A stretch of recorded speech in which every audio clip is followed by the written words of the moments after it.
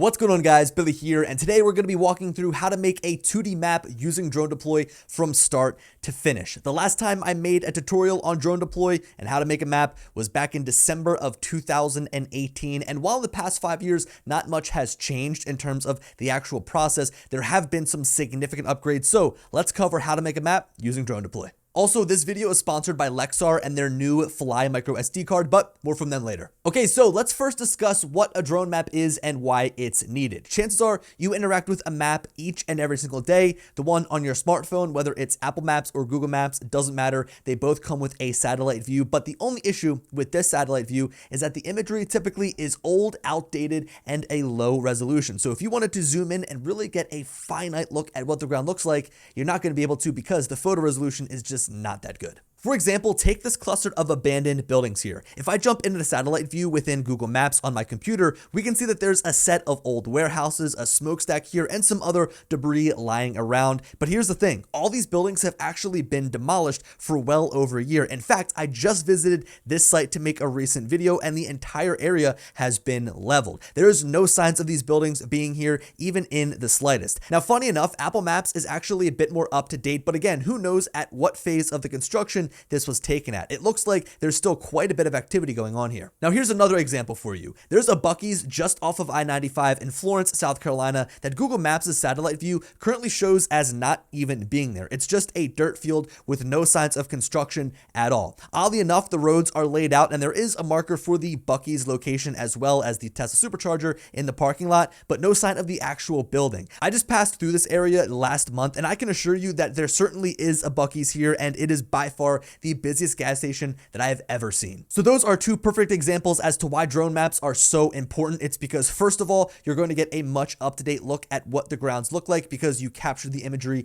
right then and there, and also it's going to be much higher resolution than what you'd get on, say, Apple or Google Maps. To give you an example of something that I've created here in DroneDeploy, this is a map of that same construction site that I shared in the first example with all the old abandoned buildings. This was captured just the other day, so it is a much more accurate view at what the actual grounds look like. Not to mention, we can also look at the map with much greater detail than the photos that were taken from a satellite way up in space. The photos taken from a drone a few hundred feet off of the ground provide crisp images that make the data captured way easier to understand. To give you another example, I've been working with a land development company measuring stockpiles with DroneDeploy for the past year or so. I have every single one of my visits saved within the project so I can cycle back and look at how the piles have changed over time. This is great for record keeping, compliance reasons, and in the case of my client, billing. He uses the data that I provide him to present to his client and ultimately gets paid for his work. So making maps with DroneDeploy is crazy powerful, specifically because of the tools they offer through their platform, through their software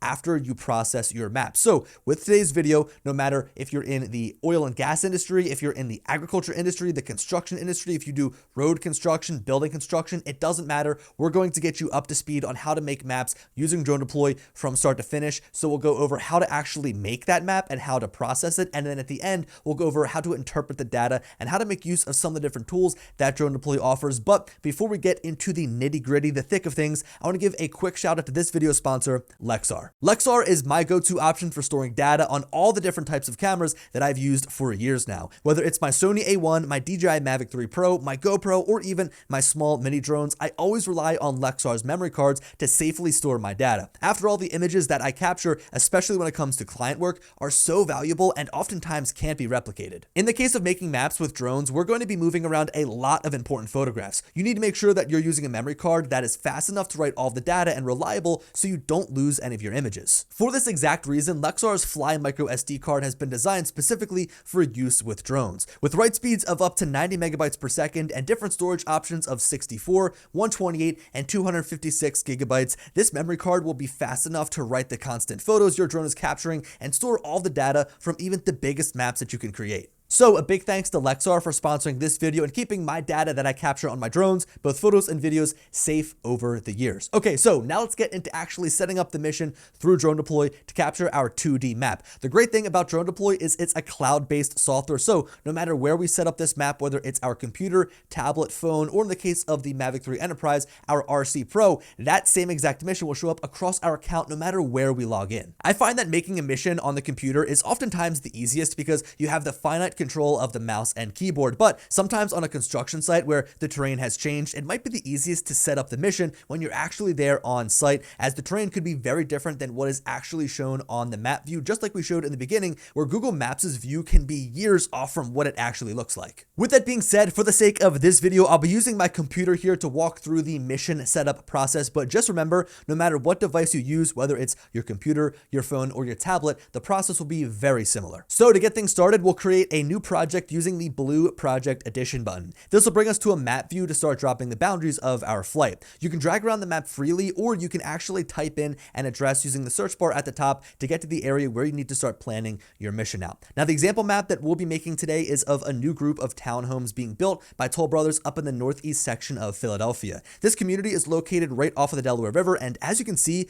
Google Satellite View is actually showing a fairly up-to-date view of the grounds here, so you can actually see some construction going on. If we refer to Apple Maps though, they instead still show the empty lot with no signs of construction whatsoever. Anyway, once we find our location, it's time to select the button to create our project. For the sake of this example, we'll give this project the name of Northeast Philly Example. You can leave the coordinate system here set to the default that DroneDeploy sets for you in most cases, but your project might require using a different one of these systems within their database. Now from here, we will want to select the standard map option from the left side of the screen, which will give us a very basic square flight plan to start. This obviously won't cover the entire area, so we'll zoom out to see the full area that we want to capture and adjust the boundaries accordingly. You can move the points here that are already set on the screen by dragging them across the map, and you can make new points for more intricate maps by pressing on the plus icons in between points that are already set. For the sake of my example here, I'm stretching the boundaries out to cover just the portion of the area that is actually under construction. Just as a tip though, I would make the boundaries further out from the actual edge of the zone that you want to map to help with the overlay and to account for any errors. I wouldn't want to put the edge of my flight plan right on the edge of the actual property because my drone might not capture enough images to build a map up to the edge. I always make sure that I capture more than I actually need because I'd rather have some extra room around the edges instead of getting cut short and having to run the mission again. So once we've set up the flight plan, now it's time to adjust the flight parameters on the side of the screen. At the top of this section, we have our mission estimates that give us an idea of how long this flight will take, how many acres the drone will cover, and how many total images the drone will capture, and a rough estimate of how many batteries this mission will take. Next, we can choose the flight altitude, and there really isn't a one-size-fits-all answer for this. Like in the case of this mission, we've got structures across the entire grounds.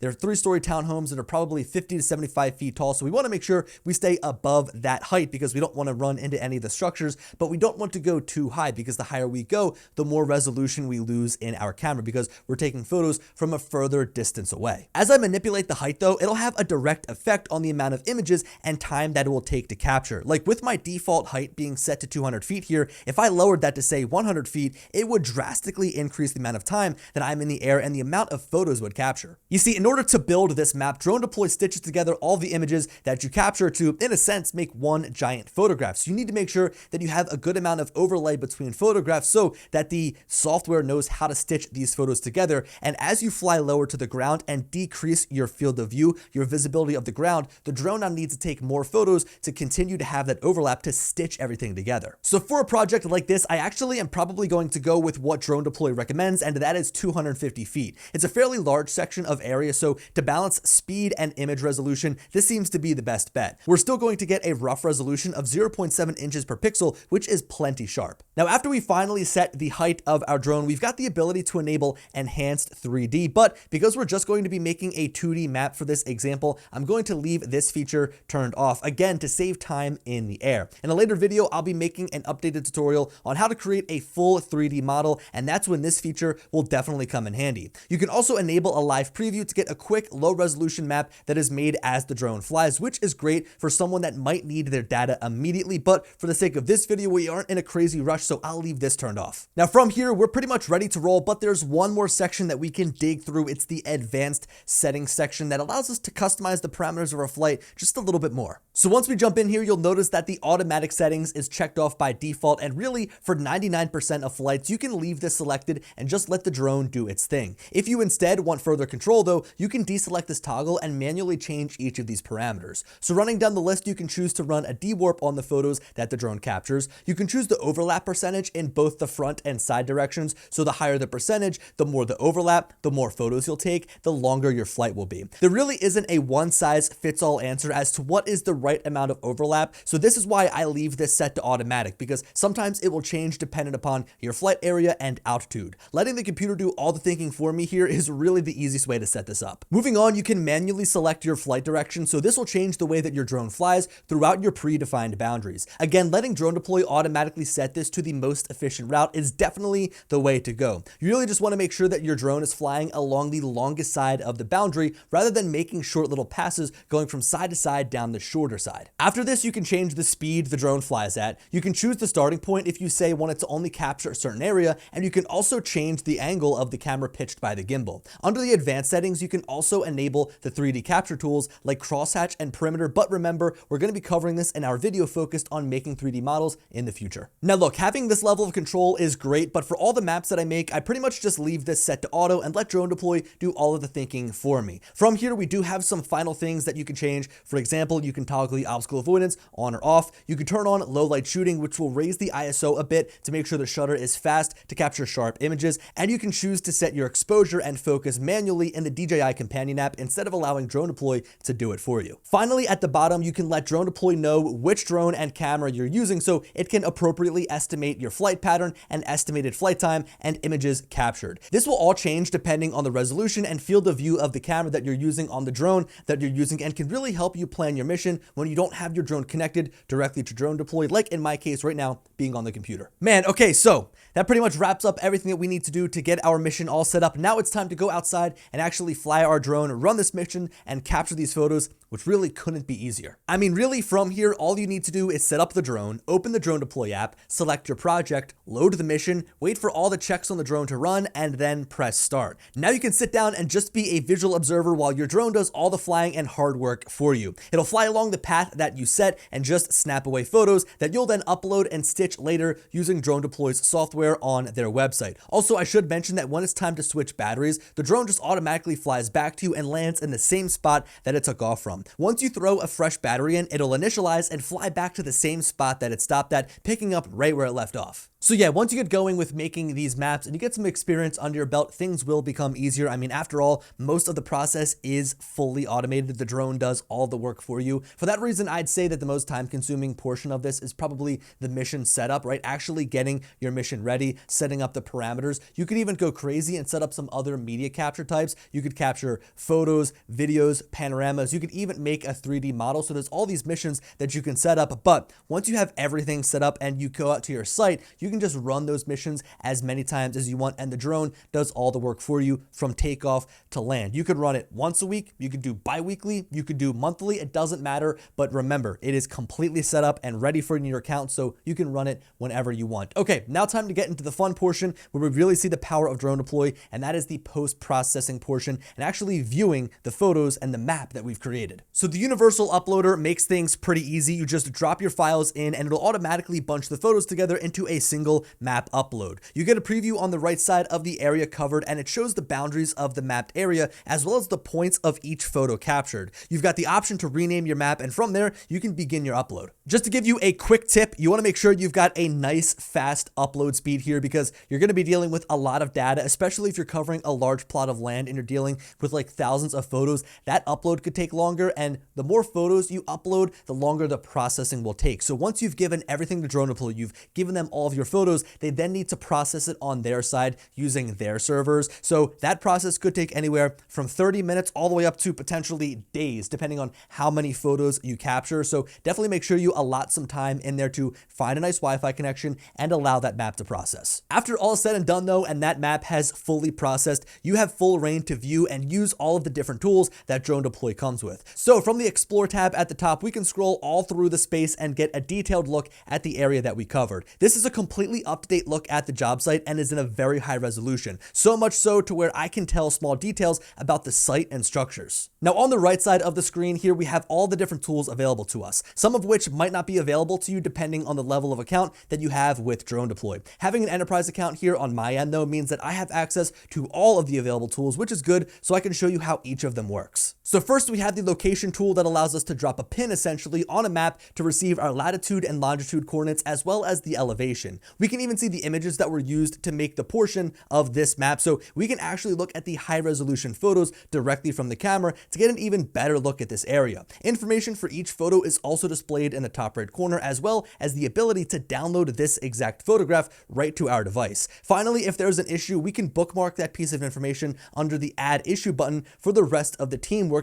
on this project to see. This section is broken down into multiple fields that you can fill out to help understand the severity of a specific location. Next up, we have our distance tool, which simply lets you drop points on the map to tell your distance between them. As you make your line, you can see the length broken up into different measurements, the slope, and you even get a surface profile to understand what the ground or structures look like from the side. This is super helpful for analyzing stockpiles in my experience. The next tool on our list is the area tool, which lets you make a polygon figure to get the exact amount of area in the boundaries that you set. This will give you the total area as well as the surface area on the ground, and is pretty customizable to fit a wide range of scenarios. Moving on, we have our rectangle tool that allows you to create a perfect rectangle on top of the map you've made to determine the area, surface area, as well as the length and width. You can continue to manipulate and move this as need be. This is probably best used for getting quick dimensions of a structure on the ground, like say a warehouse or other commercial building. In a similar fashion, we also have the radius tool that allows us to make a perfect circle to obtain the point that it's located at, the area inside of the boundaries, what the perimeter of the circle is, and the radius of that defined circle that you created. The next tool is our count tool, which allows us to drop little markers that just simply cluster together and keep a quantity total. If we, for example, wanted to try to find the amount of homes in a row, we could drop markers on each of them to get a total quantity output. Moving on down the list, we have the volume tool, which allows us to select a specific area to tell the overall area and total volume. This is perfect for the stockpiles that I always measure, so for the sake of this tool, let me jump over to another map that I've made that is nothing but stockpiles. Using the volume tool, I can select the area around a stockpile, and then after the calculations have been made, I can get the exact amount of material that is in this specific pile. To make things even easier, DroneDeploy actually has this stockpile AI tool that automatically finds the boundaries of a stockpile and lays a volume measurement around each of them. You can then adjust the area that it covers to get a tighter boundary around the pile, but this takes all the heavy lifting out of having to click around the entire pile. Okay, so those are all the tools that come built into DroneDeploy software that allow us to pull actionable data from the map that we've created, but we aren't finished yet because there are a couple of other tools left that allow us to manipulate the way that we look at and interact with the map.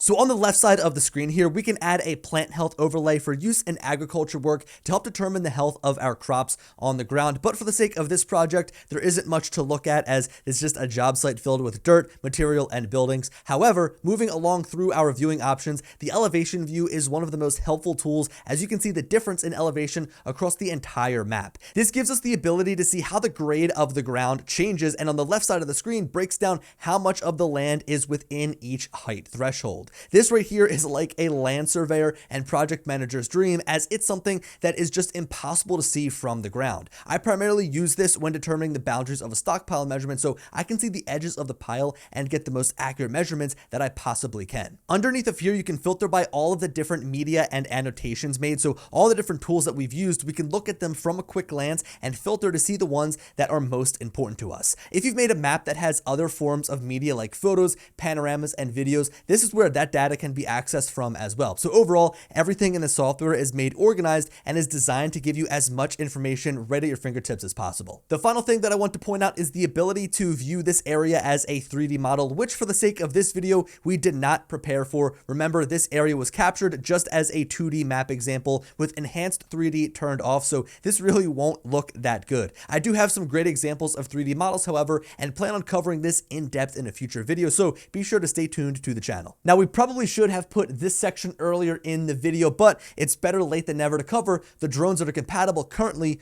with DroneDeploy. So up here on the screen is a list of some of the most popular drones and their compatibility status with DroneDeploy's software. Some of the newer and more popular drones unfortunately aren't supported with DroneDeploy's software due to SDK availability issues, but that doesn't mean you can't still use them. You see, that compatibility list only covers the drones that can be used with their mission planning software. So for example, the Air 3 here, due to SDK limitations, is not able to run missions autonomously within DroneDeploy because it just won't connect. DJI doesn't doesn't allow third parties to make software that is able to kind of piggyback off of this drone, but that doesn't mean that I can't still use it in a pinch. There have been times where I've been called for a last minute stockpile measurement and I just don't have the proper drone on me, so I would fly my Air 3 manually and upload these photos to be processed by DroneDeploy. This software can process photos from really any camera so long as it's a high resolution image with enough overlap and GPS coordinates tied to the metadata. My workflow with the Air 3 here is just to throw the drone on cruise control, set the time shot to 2 seconds, pitch the camera downwards, and let the drone do its thing. Sure, it's not as easy as the drone doing everything for you on its own from takeoff to land, but it does get the job done. If you had to ask me, however, which is the best mapping drone flat out right now, I'd have to say it's the Mavic 3 Enterprise. This drone has a mechanical shutter for sharp images that don't distort as the drone is flying. It has a big 4/3 sensor in the camera to capture amazing images. It has an RTK module that you can use for more accurate positioning. The flight time of over 40 minutes means that you can stay in the air for longer, completing more complex missions more efficiently. The upgraded obstacle avoidance gives you peace of mind knowing that when the drone is flying by itself, it's constantly looking out for obstacles around it. Support with the RC Pro makes loading missions and general usage super easy as the built-in screen alleviates the need to set up your phone or tablet for flying, and the portable form factor makes it easy to fit everything you need inside of a case or even a backpack. Anyway, there you have it. That is how to make a map from start to finish using DroneDeploy. Sure, we definitely went overkill and overanalyzed each little bit and portion of this process, when in reality, it's very simple. I mean, really, you plan the map, you show up, you turn the drone on, you let it fly, you upload the data, and then you analyze your map. It really is that easy. I probably could have just taken that last 10 seconds, made that video, and it would have been just as helpful. But really, in all seriousness, if you guys have any questions on any portion of the workflow, feel free to let me know in the comments below, and I'll try to get back to you. And as always, I'll talk to you later. Peace.